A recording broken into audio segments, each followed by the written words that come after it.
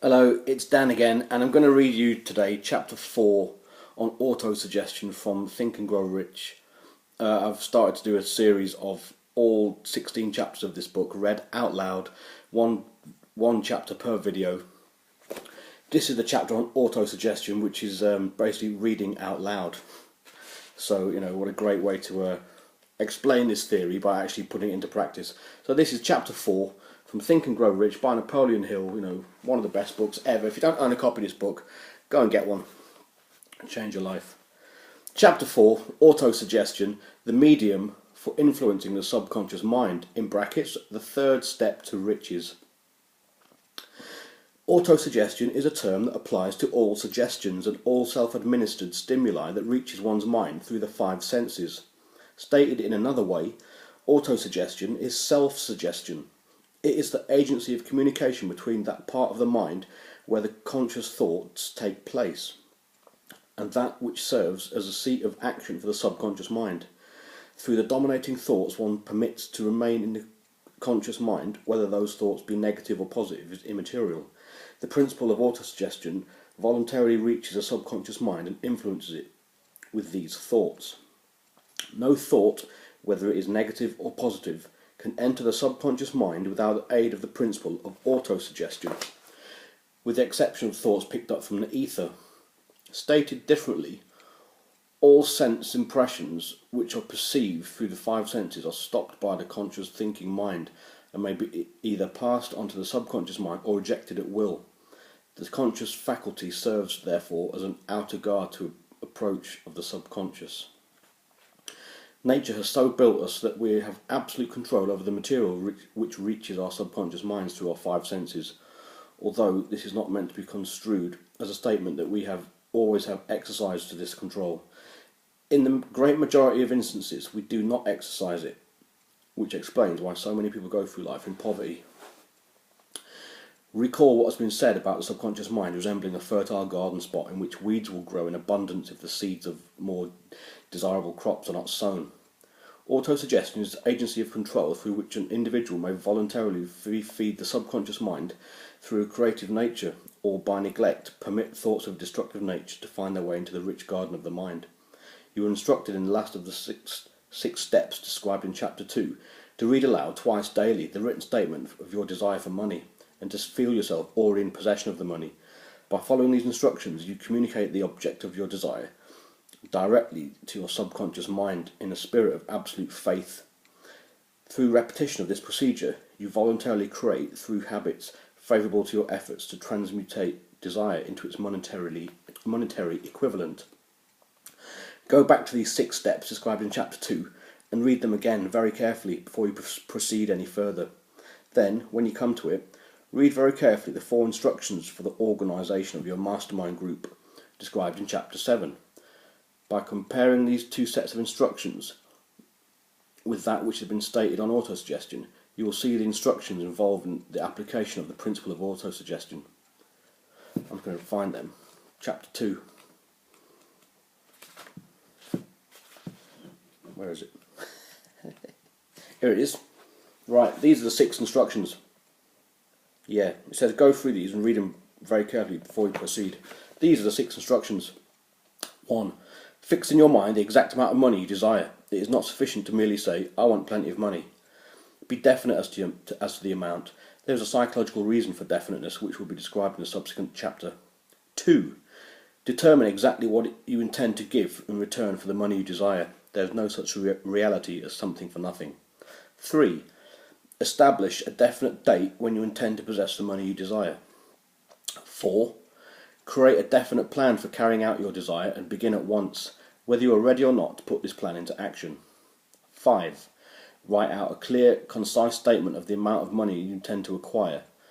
Name the time limit for its acquisition, state what you intend to give in return for the money, and describe clearly the plan through which you intend to accumulate it. 6. Read your written statement out loud twice daily, once before you retiring at night and once just after rising in the morning. As you read, see and feel and believe you are already in possession of the money. So, continue in chapter 4. Remember, therefore, when reading aloud the statement of your desire, through which you are endeavouring to develop a money consciousness, that the mere reading of the words is of no consequence unless you mix emotion or feeling with your words. If you repeat 1,000,000 times the famous Emily Koo formula, day by day, in every way, I'm getting better and better, without mixing emotion and faith into your words, you will experience no desirable results. Your subconscious mind recognises and acts only upon the thoughts which have been well mixed with emotion and feeling. This is a fact of such importance as to warrant repetition in practically every chapter. The lack of understanding of this is a main reason for the majority of people who try to apply the principle of autosuggestion and get no desirable results. Plain and emotional words do not influence the subconscious mind, and you'll get no appreciable results until you learn to reach your subconscious mind with the thoughts of the spoken words which have been well emotionalized with belief. Do not become discouraged if you cannot control and direct your emotions the first time you try to do so. Remember, there is no such possibility as something for nothing. Ability to reach and influence your subconscious mind has its price, and you must pay that price. You cannot cheat even if you desire to do so. The price of ability to influence your subconscious mind is everlasting persistence in the applying of the principles described here. You cannot develop the desired ability for a lower price. You, and you alone, must decide whether or not the reward for which you are striving, the money consciousness, is worth the price you must pay for it in effort. Wisdom and cleverness alone will not attract and retain money except in a few very rare circumstances where the law of averages favours the attraction of money through these sources. The method of attracting money described here does not depend upon the law of averages. Moreover, the method plays no favourites. It will work for one person as effectively as it will for another. Where failure is experienced, it is the individual, not the method, which has failed. If you try and fail, make another effort, and still another, until you succeed. Your ability to use the principles of autosuggestion will depend very largely upon your capacity to concentrate upon a given desire until that desire becomes a burning obsession. When you begin to describe out the instructions in connection with the 6 steps described in the 2nd chapter, it will be necessary for you to make use of the principles of concentration. Let us here offer suggestions for the effective use of concentration. When you begin to carry out the first of the 6 steps, which instructs you to fix in your own mind the exact amount of money you desire, hold your thoughts on the amount of money by concentration or fixation of attention, with your eyes closed, until you can actually see the physical appearance of the money. Do this at least once a day. As you go through these exercises, follow the instructions given in the chapter on faith and see yourself actually in possession of the money. Here is a most significant fact. The subconscious mind takes any orders given it in a spirit of absolute faith and acts upon those orders, although the orders often have to be presented over and over again through repetition before they are interpreted by the subconscious mind. Consider the possibility of playing a perfectly legitimate trick on your subconscious mind by making it believe, because you believe, that you must have the amount of money that you are visualizing, and that this amount is already awaiting your claim, and that the subconscious mind must hand it over to your practical plans for acquiring the money which is yours. Hand over this thought to your imagination and see what your imagination can, or rather will, do to create the practical plans for the accumulation of the money through transmutation of your desire. Do not wait for a definite plan which you intend to exchange services or merchandise in return for the money you are visualizing. Begin at once to see yourself in possession of the money, demanding and expecting meanwhile that your subconscious mind will hand over the plan or plans you need. Be on alert for these plans, because they may appear. When they may appear, put them into action immediately. This will probably flash into your mind through the sixth sense in a form of inspiration. This inspiration may be considered a direct message from the infinite intelligence. Treat it with respect and act upon it as soon as you receive it. Failure to do this will be fatal to your success. In the 4th of the 6 steps, you are instructed to create a definite plan for carrying out your desire, and begin at once to put this plan into action. You should follow the instructions in the manner described in the preceding paragraph. Do not trust your reason when creating your plan. Your reason is faulty. Moreover, your reasoning faculty may be lazy, and if you depend entirely upon it to serve you, it may disappoint. When visualizing the money you intend to accumulate with closed eyes, see yourself rendering the service or delivering the merchandise you intend to give in return for this money. This is important. Summary of instructions. Okay, the fact that you are reading this book, or in this case watching this video, is an indication that you are earnestly seeking knowledge. It is also an indication that you are the student of this subject. If you are only a student, there is a chance you may learn much, but you must be willing to learn only by assuming an attitude of humility. If you choose to follow some of the instructions but neglect to refuse to follow others, you will fail. To get satisfactory results, you must follow all the instructions in the spirit of absolute faith. The instructions given in connection with the 6 steps in Chapter 2 will now be summarised and blended with the principles covered by this chapter. 1.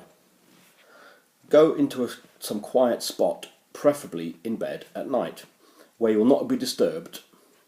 Close your eyes and repeat aloud, so you may hear your own words, the written statement of the amount of money you intend to accumulate, the time limit for its accumulation, and a description of the service or merchandise you intend to give in return for this money.